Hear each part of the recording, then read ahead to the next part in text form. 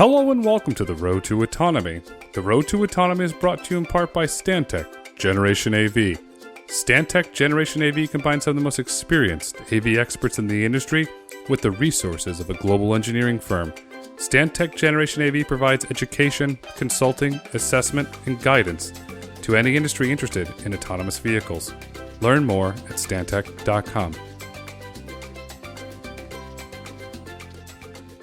Hello and welcome to The Road to Autonomy. I'm your host, Grayson Brulte. On today's episode, we're absolutely honored to welcome Christian Spano, Director of Innovation, International Council on Mining and Metals. Christian, welcome to the podcast. Thank you for the invitation. Excited to be here. I'm excited to have you here because mining plays a critical role as society switches to electrification. Without mining, without metals, there's no electric vehicles, there's no renewable energy. But what I really want to discuss with you today is, while we're going towards renewable energy, globally, there are roughly 28,000 large mine hauling trucks in operation, collectively emitting 68 million tons of CO2 a year. Christian, what's being done to decarbonize mining transportation operations? Because we're doing it from the personal standpoint, we're doing it from the fleet standpoint, but it seems like we're going to have to do it from the mining standpoint as well. Yeah, no, you're absolutely right. And let me tell you a little bit about who we are on ICMM and the Initiative on Cleaner and Safer Vehicles, which is the ICSV initiative. So ICMM was created 20 years ago. Today, there are 26 of the largest mining companies represented in the council, which is the equivalent of a board.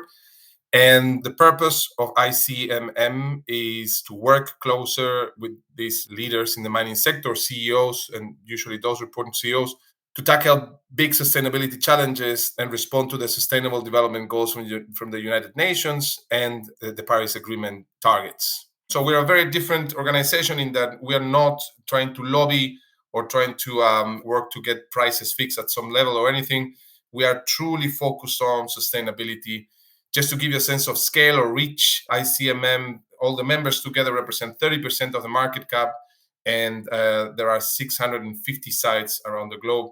As part of ICMM, we created the ICSV, the Initiative for Cleaner and Safer Vehicles, 4 years ago, roughly. There was a phase of bringing together miners and the OEMs, the Caterpillar, the Sandviks, the Komatsus, to start a dialogue on how to basically create a new market. How are we going to work together so that the 28,000 haul trucks that you mentioned and the related emissions with those haul trucks become the new fleet, electrified or using green hydrogen or using trolley assist equipment. And the idea was to first create a safe environment where we can drive a different collaborative space where, we can accelerate, we can work at scale, and we can really create this new global opportunity. We did that for the first 3 years. The pandemic kicked in, made things very difficult. This is all about meeting face-to-face, spending time together, as you can imagine, was super hard. But then some magic happened. A couple of studies were developed as part of the ICSV. One was around maturity frameworks and then the self-assessment across all our members. These maturity frameworks will be deployed in the 3 pillars of the ICSV. So one pillar is on greenhouse gas emissions, the other one on diesel particulate matters, and the other one on vehicle interaction. And the maturity frameworks basically will try to map where members were at that point in time, this is 2-3 years ago, where members were in their journey to hit the level of ambition that we have established. For example, for greenhouse gas emissions is to be zero, to have zero emissions mobile equipment at site level by 2040. This is all publicly available. And then so we started to think, okay, if we're able to map where we stand today and where do we think as members, where are we going to be in the next year, in the next 2 years, in the next 3 years, and then in the longer term. And if we are able to give enough granularity per solution, per geography, and we can share that with the OEMs, then what we're giving to some degree to the OEMs is, information that they can use to respond to that request, to respond to that basically profile, no? And more than the data itself, it really created a new conversation within the initiative, but also outside the initiative. OEMs started to use this data to really engage with the different members and say, well, look, if you think that you can go faster with this technology or in this geography, and actually we're working on these solutions, and it would be great if we can partner. What about if these 2 or 3 companies work together in this region and we create a new initiative that is focused on interoperability or on other elements of electrification? And so as a result, what we have is this group that has come together, is very comfortable having conversations about these topics. And now what we have established the next 3-year cycle, which is all about action. So now we have more clarity, we have the relationships, and now what we're saying is, okay, now let's really accelerate the deployment of these solutions in a number of sites in the next years. Let's accelerate action. And it's fascinating when you look online, the number of pilots in different, size of haul trucks, in different trolley assist technologies, green hydrogen, with Caterpillar, with Komatsu, in partnership with, Rio Tinto, Anglo American, Newmont, Tech. There is a real momentum that has been created, and it's super exciting. There's definitely momentum. I use the saying, the train has left the station. The train's going down the tracks, and your members and various different companies around the world are clearly on the decarbonization path. It's becoming, I'll use the term, it's becoming a worldwide effort. For your members particularly, was it their publicly stated sustainability goals that became the driving force to decarbonize the mines, or was it the public interest, or what was that driving factor when your members came together? We did the innovation for cleaner and safer vehicles. What drove that decision for your members to come together to actually do an action to do right? Look, I think it has been a little bit of a journey, no? In an interesting way, the beginning of the ICSV, of this initiative on haul trucks, was focused on health and safety, because vehicle interaction or mobile equipment has been the biggest reason of fatalities at site level. It has shifted from the first to the second place over the recent years. And so the idea was, look, it really looks like, we need to nail this situation in terms of how do we go from trucks that are driven by humans to trucks that are assisted by computers but still being driven by humans, to completely autonomous trucks. How do you put together completely autonomous trucks with trucks that are being driven by people? How do you do with the people that is still going to be around at site level? And that was the beginning, health and safety. Obviously, when we started to talk about that, then there was the whole point on diesel particulate matters and more in the underground mine. So we started to think about, look, if we're going to be looking and modifying and accelerating technology and action and processes and training of people around vehicle interaction, let's look also at the health aspects of this in terms of the exposure to these particular matters. I'm telling you these stories 4 years ago. And obviously at that point, and this is interesting because 5 years ago, 4 years ago is not far ago, it was yesterday, climate change was a topic that, was being taken very seriously at mining companies, but was not really hitting, let's say, had not been placed in the place that it is today. Let's say that, the boards are thinking about climate change in the way they allocate capital, basically, and how they inform strategy, 4 or 5 years ago was still, let's say, something that it was conceived as a mega trend or something to be addressed, but that didn't hit specifics still. But obviously, when all this conversation around the track started to come together, they said, look, I mean, from 30 to 50 to 80% of the emissions of a mine come from these haul tracks. And so if we're going to be working on technology and processes to optimize vehicle interaction and interoperability, if we're going to be looking at diesel particulate matters that has to do with replacing diesel, putting filters and other stuff, shouldn't we look at the elephant in the room, which is we will need electric vehicles or trolley assist vehicles pretty soon. It looks like we have 15 years, maybe 20 years until we actually get fleets of these trucks. Do we have the capability? Are the OEMs aware? Are we giving the right signals for them to start investing in the right solutions at scale? What is the real situation here so that we don't get stuck in a situation where we may have the capital but the solutions are not there, or we may have the capital and the solutions but we don't have time? No. And so we took the initiative with these 3 pillars because we're dealing with the truck and the innovation on the truck. There was the health and safety driver, there was the climate change or greenhouse gas emissions driver, and very quickly it is a conversation on capital allocation, mine design, a strategy conversation. And so when you talk today, or when you hear the conversations today with the SteerCo in the initiative for cleaner and safer vehicles, or even in the group of CEOs that oversee the initiative.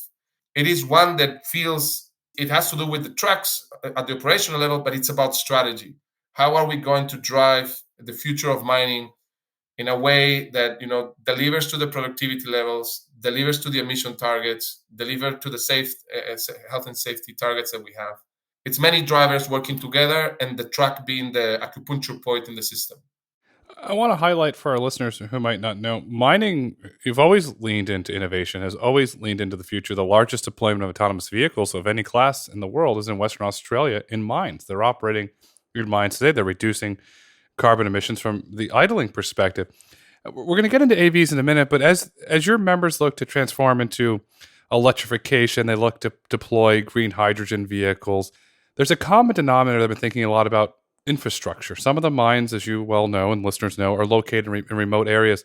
Are your members looking to lay the groundwork today from a planning perspective to start to say, hey, we're going to need a lot of electricity here to run this. We're going to need green hydrogen. Perhaps we're going to put a microgrid. Are they laying the foundations to make that transfer to an all clean technology today? It's a fantastic question, and one that we were not looking at before in an initiative for cleaner and safer vehicles. We were pretty much focused on the truck. Are we going to get retrofits? Are we going to get trolley assist? Are we going to get battery LED in many sizes? Are we going to get technology for green hydrogen? And a year and a half ago, we started this conversation on, we're running the risk now that we see a lot of these technologies coming to the piloting phase and very promising. Some of the OEMs seeing we're going to have these solutions at scale as soon as 2027. So are we running the risk that then we have the trucks, but we don't have the infrastructure that is required? And it's fascinating because the level of response of the companies has been almost immediate, and some fascinating results are coming. First is scale, in the sense that we knew that we needed much more renewable electricity for these trucks. We knew that, if you think about it, each truck can consume between 3,000 and 9,000 liters of diesel per day. If you think about the volume of green hydrogen that you would need for such a truck, it's enormous. If you think about the management of the batteries, if you have a fleet in the Pilbara or in Brazil, and you need to manage batteries, maintain them, refurbish them, recycle them, dispose them, whatever you decide to do, you give them second use into a circular economy lens. It's a massive amount of material, a massive amount of batteries. What has come out from the analysis is that it's even bigger than what we thought. I mean, the profile in terms of renewable electricity changes dramatically. It's not only the scale, but the profile of supply and demand, not only for the mine, but for the whole system. So our members are actively engaging with the power operators, with power suppliers, so that not only you get renewable energy at the scale needed, in the schedule needed, but also that the system, the cables, all that comes with supplying this electricity, this renewable electricity, all of it is available at the right moment, at the right time. When you think about these green hydrogen corridors, it's not only producing the green hydrogen is produced out of renewable electricity, right? So you need more renewable electricity with a particular profile to make it competitive. So you want to produce a green hydrogen when there is excess of renewable electricity, so that you can basically store it first as green hydrogen and then use it for the trucks. And that leads to a new value chain, almost a new complete industry in places that would never have that new industry. And then when you look at battery management, it's the same. It's not just a little bit of an attached unit in the mine. You need the deployment of new industries, really. And in regions where you have, not one or two mines, but you have 20 mines, 50 mines, this is a new industrialization proposition for a country, and one that allows the country also to meet its own decarbonization targets. And the last layer of this conversation has been fascinating in that the contribution of a mine turning net zero, starting with their mobile equipment, it's a contribution to the country that is trying to decarbonize, but also accelerating the availability of all these solutions at scale for many other industries. We didn't have this analysis before, And it's a little bit of an aha moment in terms of what are the partnerships that we need to put in place together today, so that we actually get the scale that we need with this infrastructure in place, so that we can run the trucks in a clean way. The most important process in all this: jobs, jobs, jobs. It's going to create many wonderful jobs. As you look to decarbonize in a country, say as Brazil, perhaps it could create an entire industry into itself. And an entrepreneur can patent something, create something, and help that mine decarbonize that they can take to other countries. You're sitting on really good data for our listeners. I highly recommend the International Council on Mining and Metals. Their website's fantastic. They have a lot of really good data that's published on their site. Christian, could you share some insight into some of the jobs that you see being created from this transition to electrification on these mine sites? Perhaps it's installing microgrids or installing solar or converting the vehicles. What type of jobs do you see being created? And there is this. That is an excellent question, because usually there is this fear of. It's an important point in terms of the just transition, no? And the just transition not only being jobs, but what type of jobs, opportunity for access, and for those jobs, so that everybody's trained and able to access that pocket of opportunity as it's developed. And the other point is that a lot of these jobs are going to be created outside the mines, so are going to be created in this growing renewable electricity sector, in this growing green hydrogen sector, in this growing battery management sector. And so there are going to be, and if you want to include beyond the trucks, and you go broader into climate change, you're going to have climate-based solutions, so reforestation, afforestation, and regenerative agriculture. The beauty of this is that the number of jobs grows. The type of jobs is almost more colorful, in the sense that you have the very sophisticated jobs that you need to help drive autonomous trucks kilometers away. You have maintenance of the trucks. You have jobs in renewable electricity, jobs in the system for the power sector, jobs in the green hydrogen storage, production and supply. So you have jobs in forestry, jobs in regeneration, or in agriculture. That's why, for me, it's fascinating, in the sense that we shouldn't think that all these jobs are going to be created in the mine, but the decarbonization of this fleet has an exponential effect outside the mine. And this is the beauty, no? And to make this promise a reality, it's about cooperation. It's about agreeing, how do we work together in an efficient and effective way, so that we get the components we need, so that we can decarbonize, change the fleets, and make them zero carbon and safe vehicles. But at the same time, so that you have the information you need to invest at the scale the trucks need for renewable energy, to manage the batteries, to get the green hydrogen, and all the rest. No, it's a lot of collaboration, a lot of sequencing on who does what. And that's the beauty of ICSV. That's, let's say, the platform that we have created. No, first between miners and OEMs, and now opening it up a little bit more with other organizations too. It's an ecosystem. It's an ecosystem where the OEM works together with the energy installer, that works together with the mining operator, that works together with the individual in forestry. It really becomes an ecosystem, and I'll go even further. It becomes an industry within an industry. It's very, very positive, especially for if you look where some of the mines are located around the world. I personally believe it'll have a very positive economic impact on that country, because the amount of jobs that are going to be created, not only is it good for the environment, it's really good for the health of the citizens, because I get upward mobility through economic prosperity. When we look at the mines, we all agree that at some point mines will operate at zero emissions from a transportation standpoint. Have any of your members, or have you done research or published anything on when you think transportation operations will be operating at fully zero emissions? There is a commitment that we have within the Initiative for Cleaner and Safer Vehicles, and it's publicly available, which on the pillar of greenhouse gas emissions, we have agreed that the aim is to get to zero carbon emissions by 2040. And the work with the OEMs is to get solutions at scale across all the type of solutions by 2030. And this is fascinating, because when we were having these conversations, some of the OEMs that are actively working with us still were having different timelines. Some were saying, look, 2040 maybe too ambitious. we're going to get the solutions around maybe 2035. So it gives you 5 years to implement maybe. And it's fascinating because all the you see from today to 3 years back, and you see all the different types of pilots across all number of technologies. There has been a phenomenal exponential effect in terms of the number of pilots, but also the type of pilots, from small light vehicles in mines to trains to large haul tracks to green hydrogen led technology, trolley assist in different parts of the world.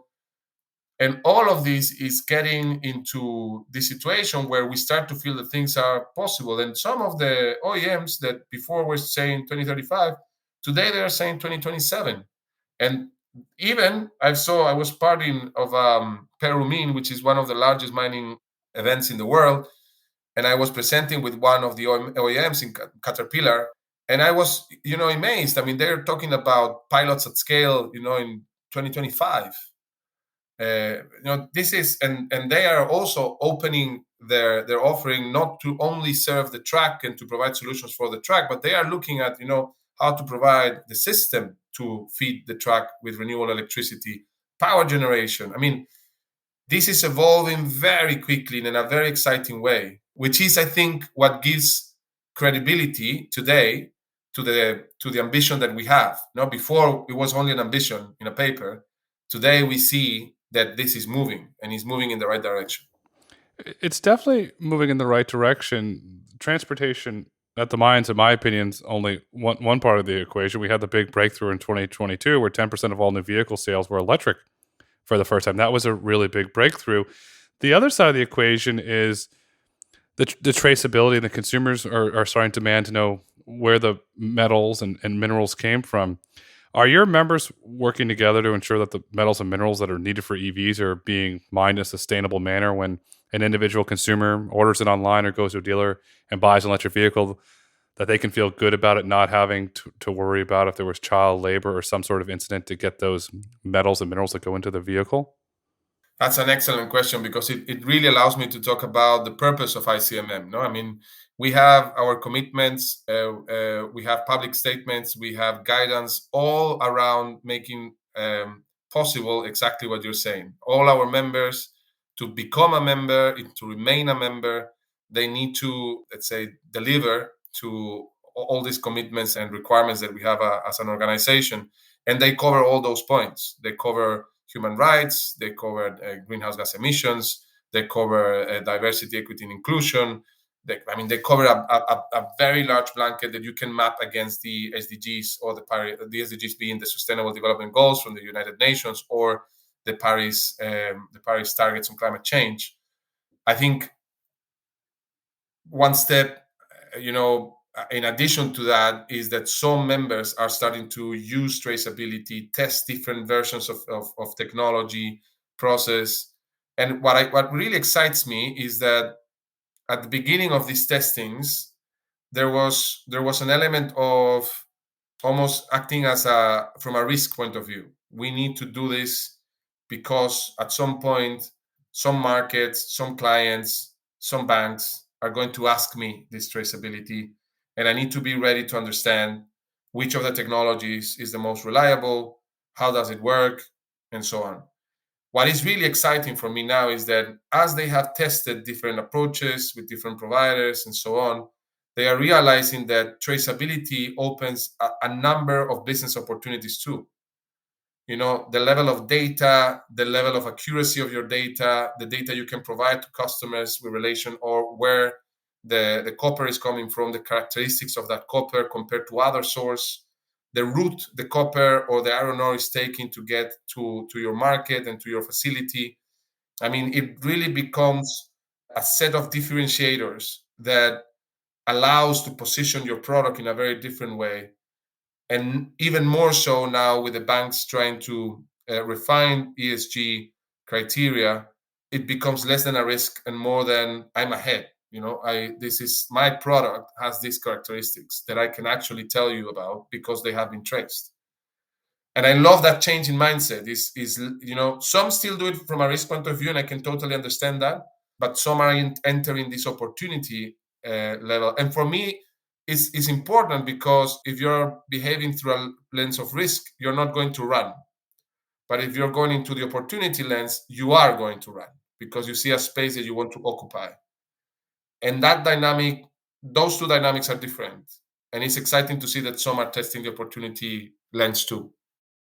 Does this open the door for a universal standard around track and trace that's recognized by international NGOs? Because it seems to me at some point you're going to have a standard benchmark. You're going to get company A that's going to say this or company B that's going to say this.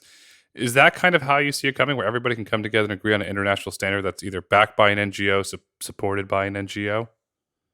Look, I was involved in a different life with the World Economic Forum in something that is called the Battery Passport, developed by the Global Battery Alliance. It's not the only initiative. There are a number of initiatives around traceability for battery material. But I can tell you that the conversation has been going on for a long time now, and it's very material. You can sense that the European Union is, very serious about traceability and batteries in particular. You see the same with the US. And you can tell that this could become the norm. And it's interesting because it doesn't go into a commodity, it goes into a product. So traceability for batteries, for different types of batteries, for electric vehicles, and it's a collection of materials, that go there. And so for a battery manufacturer to have different solutions on traceability for each of the different materials, it's a no-go. So it's a very important conversation to really understand that we need to have one solution for all materials so that it becomes manageable. And in that process, the Global Battery Alliance has progressed quite a lot. And there are other independent efforts from specific mining companies with recycling companies or mining companies with OEMs and electric vehicle manufacturers. But you're right. I mean, this is coming, and when becomes a norm or when it becomes regulated, I don't know. But what gives me peace of mind is that the members are aware and working on it and looking through that opportunity lens too. That's a positive. I think at the end of the day, it's going to be driven by the consumer. The consumer is going to demand the transparency, and whoever it is, if there's not a standard, the consumer is going to have to believe them. At the end of the day, that's what I think was going to become the big driving factor here, because the demand for metals is just growing in specialty chemicals. By 2040, it's estimated that there'll be a 20-fold increase in demand for nickel and cobalt. I repeat, a 20-fold increase for demand for nickel and cobalt by 2040. That's 10 years away. We're growing. It's going to put a lot of pressure on the mines. Does this open the door for battery recycling to truly usher in a circular economy, because the demand is just going to continue to grow? And as I said, 20-fold increase in demand. Yeah, and look, I mean, if you think about the metals or minerals that have, they have a bigger baseline, if you want to call it. No? Copper demand will likely double by 2040. And this is something that people don't realize. When you talk about the volume of cobalt or lithium that is being mined today, and you compare it to the volume of copper, let alone iron ore, that is mined today, these are orders of magnitude different. And so it's not only the 24 times increase in battery materials, is the doubling of copper that it really makes. And this is fascinating because the circular economy concept until now has been taken as a threat to primary production. People think, well, if the circular economy is accelerated, then there's a lot of recycling at the end of the pipe, and hence primary can be reduced, or we don't need primary at some point. And that's not the circular economy. Recycling is not the circular economy. The circular economy is about building stocks that we can reuse forever. But it's about building stocks of materials that are durable. There are two components that you really need to master to get a circular economy at scale and accelerate it. You need to make sure that what you're putting in the market, in products and infrastructure, is durable material that is landing in markets or in producing countries that have the conditions to recover that material at any point in time. You don't have to wait until the end. No, at any point in time, things have been built in a way that you can recover the material when society needs it. you have that optionality. You have design for optionality in the circular economy. You can refurbish, you can reduce, you can repurpose. You can recycle too, but usually recycling comes very end in the pipe, 2040, and in a very small amount. When you think about repurposing or reusing, is much bigger. And when you think about the actual management of the stock of material, that's the big lever in the circular economy. Now, if you step back and you think about what we're talking about here, is that as we double the supply of copper by 2040 or increase 24 times the supply of battery-led materials, we're building those stocks today. And if we're not building those stocks for easy recovery at any point in time, those materials are going to be stuck. And so for me, it's fascinating that people immediately talk about recycling and they say, well, don't worry. I mean, recycling comes in 2040. We don't have to worry, you know? Recycling is not the circular economy. The circular economy happens now. And if we are not aware of that, we are locking extremely valuable materials in products and infrastructure that is not designed for recovery. And we're going to be in trouble. And so we need to switch a little bit the paradigm there to get things right. We have to have a more broad discussion around what the circular economy is. I'll use the term. There's a lot of groupthink, as you alluded to, recycling. I've read many academic papers. I've read a lot of stuff around recycling, and this is my personal opinion. It's yet to be proven at scale. What you're saying for recovery makes a lot of sense. Why is that not being talked about enough? It's scary. I think that's the answer. When you go deep into the circular economy, this is something that happened with plastics, no? Suddenly we realize that we have designed materials, products using plastics because it was convenient to use them and dispose them immediately.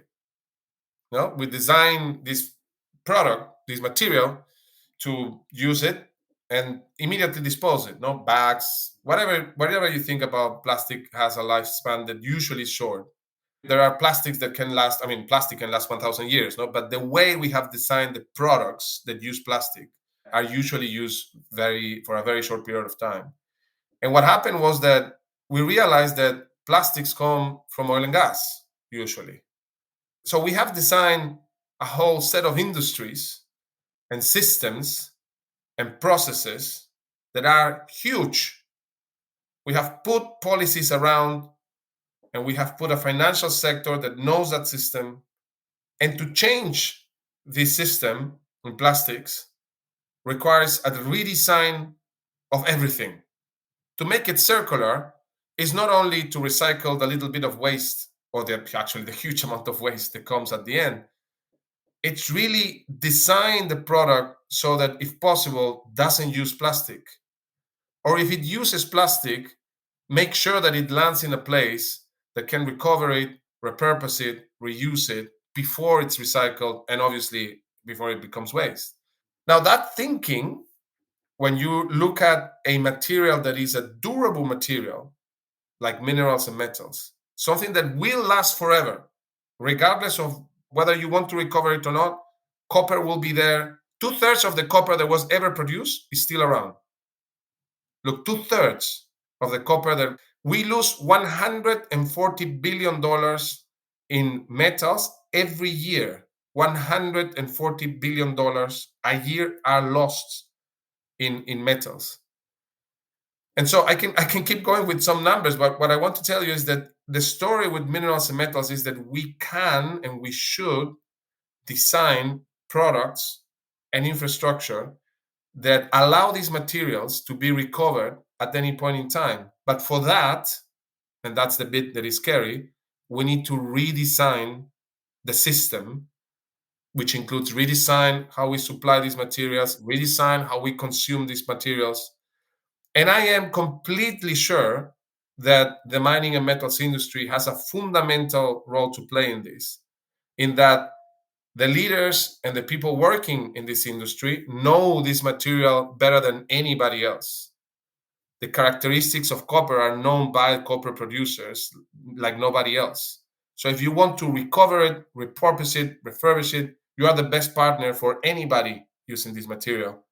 And there is a number of new business opportunities around that. But until we don't understand that it's not only, recycling a little bit in 40 years, it's about rethinking how we produce and consume to open a fantastic volcano of opportunities, we're going to stay with the story of recycling, which feels comfortable. And it's an important part, don't get me wrong. I mean, there is a lot of attention and investment in recycling, and many of our members have started investing in recycling of batteries, recycling of scrap, recycling of different materials. So it's a very important initial step. Very important initial step. It allows you to learn. It allows you to have a conversation with financiers, have a conversation with your customers in terms of what you offer. It's super important as an initial step. But the circular economy is a design opportunity. It's not a recycling conversation. It's time to get uncomfortable. I repeat, it's time to get uncomfortable, redesign, rethink what the circular economy is. Where does $140 billion a year in metals go? Does it go into dumps and into waste? Where does it go? Look, there are metals that are almost recovered almost 100%. If you think about aluminum, if you think about steel, when you go to copper, it's tricky, because copper is such a wonderful material. I mean, you think about if you and I are sitting in 2040, 2050, and we think about copper is like it's phenomenal. I mean, we're going to use it for the cables, for the engines. It's phenomenal as a product for decarbonization. But if you talk to different people, the rate of recovery goes from 10 to 40%. So 60% is not recovered. And even when you get to a rate of 95, 97%, one thinks, well, only 3% or 5% is lost. Big majority is recovered. That's really good. And it is really good. But if you do your maths, you take that 5% is lost in every cycle. It takes you 7 to 10 cycles to lose everything. Every single time you lose 5%. And so when you add up all those losses across, metals like aluminum, copper, steel, the value of these are extremely valuable materials. It is not a plastic straw. This is a copper cable, copper. This is aluminum, is extremely valuable. And so even in small amounts, it adds up to a very large economic value. And if you think about how much is lost in copper waste or in steel waste or all of that compared to what is recovered, yes, I mean it might not be the majority, but it's still because of the volume that is produced. Steel is the second largest material produced in volume in the world. The first largest is cement. So 1% lost in steel is still a lot of steel. And the value of that steel is large. Again, it's not a plastic straw, it's steel. And so this should take us to think about recovery, design for recovery, taking value out of the stock that is being in use. If you think about a building that is built today that has tons and tons of steel, tons and tons of copper, and it sits there for 30 years as a stock. Why? Why are you going to sink there billions of dollars and forget about it for 20 years? We need to be creative. We need to think about how are we going to extract value from the stuff that is being in use. The aluminum, the copper that is being going around in the electric vehicles. $40,000, $60,000 going around. How obviously there is a lot of value linked to the brand. A Tesla costs $70,000 is not all the value of the copper, but still a significant amount of value. Can we find ways of taking advantage of the material, of the value of the material while it's in use? More when we think that in Europe the average car is used only 6%. 94% of the time is either in traffic or parked or being used with less than 4 passengers or 5 passengers. So we have all this steel, aluminum, copper in the car, and it's used 6% of the time. How do we optimize that? Right? For sure, you have sharing and you have all of that.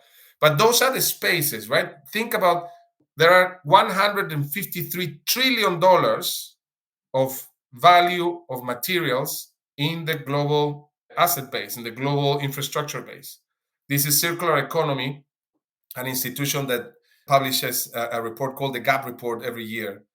And I think it was in 2018 where they basically created a baseline. They said $153 trillion. Just to give you an example of how big is that, the global economy, the global GDP is 80 billion. So the stock that we have is double the global economy, but we cannot access it because it wasn't designed for recovery. So it turns into waste. That's what we have to redesign and rethink. In your opinion, what's the best way to usher in the circular economy? Are there steps that can be taken to do this? We need to understand what are the steps, that what are the conditions, right? So if we aim to have a fully circular economy that is based on durable materials as much as we can, that is tracked, traced, where the value is understood in terms of the stocks, where the stock is sitting, who owns the stock, and then we put in place the conditions to recover that stock through different levers, not only recycling including, but for refurbishing, for extend of the life, for easy access. So what are the levers that we're going to put in place to access those materials? And once we understand those conditions, and there are operational conditions, financial conditions, legal conditions, policy conditions, business models, once we understand those conditions that take us to a full circular economy, we can start tackling one by one, right? We can start saying, okay, the next step is potentially to tackle some of the policies that are playing against the circular economy. Just to give you an example, Philips, a number of years ago, gets this brilliant idea that they're going to sell you not the bulb, but the light of the bulb. And this is fascinating because they go to a city like Amsterdam or like London, and they say, look, you don't have to pay me for the bulb anymore. I'll give you the best bulb, and I'm going to monitor the quality of the light, and I'm going to tell you in which part of the city you need which kind of light by when, and I'm going to put all the technology so that you have the light you need in the different parts of the city. And many cities don't allow the supplier not to sell the bulb. They have to buy the bulb as part of a policy of procurement. And so something that could make light as a service flourish and become something that fosters the best quality in the bulb, super efficient bulbs, reduces the electricity consumption, gives the safety to the city. I mean, a number of benefits. It's killed because of procurement policy. So at the beginning, once we understand the conditions that we need across different dimensions, we need to tackle the obvious ones like that, like the policies that are playing against, and nobody will suffer if we change that bit and we allow light to be sold as a service. No. Energy as a service, in my opinion, it will become a big trend over the next 10 years. There's some very large conglomerates that are working on it and lobbying towards it. It's interesting because it's not a CapEx expense. You don't have to deploy millions of dollars or hundreds of millions of dollars, depending on the location or what you're trying to electrify. If somebody's willing to come take the financial risk and back it with an insurance product, policymakers should be willing to explore that because we have to decarbonize. We have no choice, and the demand for the precious metals and materials that go into EVs, that go into batteries, renewable energy is only going to continue to grow. And to meet that demand, we're starting to see, as we mentioned earlier, the autonomous vehicles are being deployed at mines, and part of that's being done because of labor issue, because the efficiency issues. How are your members looking at autonomous vehicles and truck deployments? Are they viewing it as an efficiency? Are they viewing it as safety? Are they viewing it from a decarbonization standpoint because you're reducing the idling time? How are they viewing that, and how are they implementing AVs in mines around the world? Look, I'm going to get straight into that question because it's a very interesting one. But before, I just want to share with you something that is a blind spot that is fascinating. When you look at how miners are describing the future of mining, they use terms like precision mining or smart mining. And when you look at the different technologies and approaches that this precision mining is describing or smart mining is describing is potentially one of the largest circular economy projects that we will ever see, in terms of water reduction and recycling, in terms of waste reduction and elimination, in terms of footprint of the land and how the resources actually.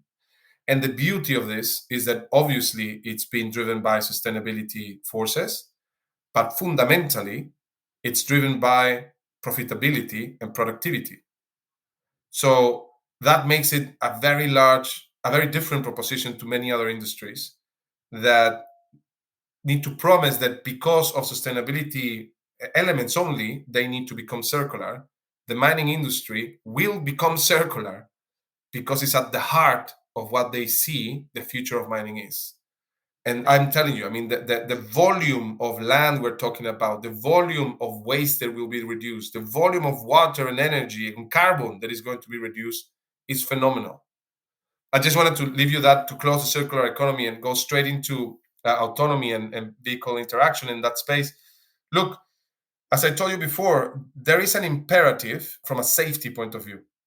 You know, when one thinks, and this is pioneers like Rio Tinto and others in our membership, BHP and others, learn about autonomy of trucks and vehicle interaction very quickly, in the sense that if you're starting from scratch and you put all vehicles in autonomous fashion in a mine, then it's okay, because you're not replacing a fleet with autonomous, fleet that is driven by drivers with autonomous, and you have the interaction of both. Many of us think, autonomous trucks in a mine, all of them are autonomous, so it's fine. The reality is that as you evolve in the technology of autonomy, you have different levels of autonomy. And so you have trucks that are being driven by humans. You have trucks that give some assistance to humans. They beep, they give you a sensation in the truck. They will give you some resistance when you're driving because they feel that there is something, maybe too much speed or. Then there is the other level where the human does that. The truck is being driven by itself, but the human has some action. It can stop it, it can intervene, but the truck is driving, right? And then there is the ultimate level of autonomy, which is that there is no driver in the truck and the truck is driving by itself. But many of these models and options in a mine come together. And just imagine how difficult it is to allow all these different trucks, which are massive, to interact. You need to have the processes, the training in people, and the right technology so that they can actually coexist. What we are getting in the piloting and in the use of these technologies at industrial scale, and as you mentioned, ahead of many other industries, is that when this works, it's really brilliant. The level of safety goes up, the level of productivity goes up. I mean, it's really fantastic. But we are working we have worked on different profiles for different mines. We have mapped the different profiles with different solutions, which we call capable solutions that involve processes, people, and technology. I mean, the vehicle interaction team at ICSV, at ICMM, they are working like very focused to get the right process with the right training and the right technology for the right mine profile, so that you get this interoperability and interaction right. And that is the big challenge. It's not making a truck drive by itself. It's tricky, but it's not the trickiest part. One tricky part you can look at is hybrid. If you have some large mining that are driven by a human, others that are driven fully autonomous, you're going to have that hybrid approach, and that comes into the safety element, and the workforce is going to have to be trained to know, okay, underground it's running electric autonomous, open pit it's running human.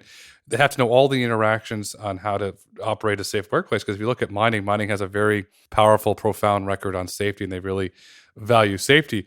With safety in mind, what are your members' general thoughts on autonomy? Are they very bullish on it? Are they currently integrating to their operations? Or do they see it scaling? Or what are their thoughts in general? Look, health and safety revolutionized the industry 20, 30 years ago. No? It wasn't just a small addition to the industry. You go back 20 years and you look at all the different approaches to mine, how you design the mine, how do you design the structure of the resource, how do you, everything around the mine is done under the lens of health and safety, which wasn't the case 30 years ago, 40 years ago, 50 years ago. There was the lens of engineering, there was the lens of productivity and efficiency, but there was a revolution, and it was a leadership driven revolution in that safety first. People that go and work in a mine need to know and need to perceive that their families are going to see them every day, and potentially every day better, because they're making good progress, they're learning, they feel safer, and they feel surrounded by people that care about themselves. And that revolution really not only changed the health and safety team or teams, it changed mining. It changed how we design and approach our industry. But a new conversation is starting, which it's really exciting, which is that when you look at the fatality rate in our membership, in the last 3 days, it has plateaued more or less at 40 fatalities a year. And there has been a reaction from many members saying, you know what, we're getting too used to this number. Of course, we had thousands 20 years ago, and 40 seems like it is a huge improvement. But we shouldn't stop here. Not only we should reduce those 40 to zero, but we should be able to understand that zero will remain stable and strong forever. And there is an additional tip of thinking that for me really makes the difference, which is, and actually we should go further. We should think that every person that has gone through a mine, when they leave their work after 5, 10 years, 15 years, whatever the time is, they live better. They have better mental health, they feel stronger, and that should become the norm. People that go and work with a mining company or a mine, they should be known to be better off from a well-being perspective. And that requires a mindset shift. And that is the kind of thinking that is not being applied to vehicle interaction, autonomy, and the space of mobile equipment, which is a priority because, as I said at the beginning, is a large proportion of the fatalities, unfortunately, goes into the interaction of vehicles and mobile equipment, but also across the board on every aspect that has to do with health and safety. And there's a piece of work that we're going to be doing this year in terms of understanding which areas require innovation and how to implement it. Health and safety is good for society. I repeat, it's good for society. You're tackling the health and safety aspect with your members. You're tackling the decarbonization aspect with your members. Looking at the global mining industry as a whole over the next decade, what are some of the largest challenges that are going to face your members? Look, I'm confident that, if you think about what mining has done in the last 10, 20 years, I mean, not only the level of growth, but sophistication and innovation across a number of variables, you get this feeling that the mining industry can actually do some incredible things. And there is a lot of work to do in terms of how we engage with society, how we engage with communities, how we turn the lens from reducing impacts in environment to net positive from a nature point of view. There's a number of things that we need to get improving. They are improving, but we still have a long way to go. And in the next 10 years, what we have is a level of innovation and implementation of that innovation or set of innovations that we have never experienced before. Is the scale and the speed of innovation that is the new factor. The mining industry knows how to innovate. The mining industry has innovated in the past. Strong cooperations with OEMs, strong cooperations with governments, strong cooperations with customers. It's an industry that knows how to innovate at scale, but there is a challenge in terms of the number of areas where the industry has to innovate, the scale of that innovation, and the speed of that innovation. And that is not only something that the mining industry faces, of course. I mean, when you look at the automobile industry, when you look at the energy industry, when you look at the oil and gas industry, when you look at aviation, it's the same. Climate change is posing a challenge and when you look at climate change through a just transition lens that incorporates the jobs question, the access to opportunity question, this is something that across industries I'm positive that will happen, but is the pace and scale that I think we haven't experienced before. You will experience it because your members are decarbonizing. They're moving in the right direction. In your opinion, what is the future of decarbonizing mining operations? Does this become an all-in global effort? I mean, it will have to be driven by a number of parties. I mean, the mining industry, if you look at a mine and what is required to decarbonize a mine, there are a number of players that are fundamental. No? I mean, you think about the volume of renewable electricity that is put in place. I mean, for some time, mining companies decided to put their own solar farms. But there is a point where when you really want to decarbonize the whole mine or mines in a region, then it's not possible to do it yourself, or it's wiser to work with the expert on the renewable energy, and the scale is phenomenal. When you think about climate-based solutions and the level of reforestation and regenerative agriculture is vast. Is not just one farm here and there, or I don't know, 1,000 trees here. Is vast. And the same happens with all the other elements that have to do with green hydrogen, extension of the grid, and all of the, I mean, replacement of the trucks and all of the rest. But what, again, when you think about the mobility industry and lightweight vehicles, it depends on individuals. You, me, my cousin, to make a decision, to make a call, and to get the incentives to move from a petrol car to an electric car. No? And that has many dimensions. I maybe don't like the electric vehicles. I may feel that they are not reliable. Or I love them. Actually, I don't have a car, but if I would have to buy a car, I will buy an electric car. I really like the sound, the feeling, everything about them. But it depends on an individual decision. Mines are massive areas where there is control. There is a mine operator. There is a mine manager, and decisions are made at scale. And so there is not a change of one track here or one wind turbine there. When a decision is made at the mine level, it's decisions at scale, step changes. And that's what has happened before.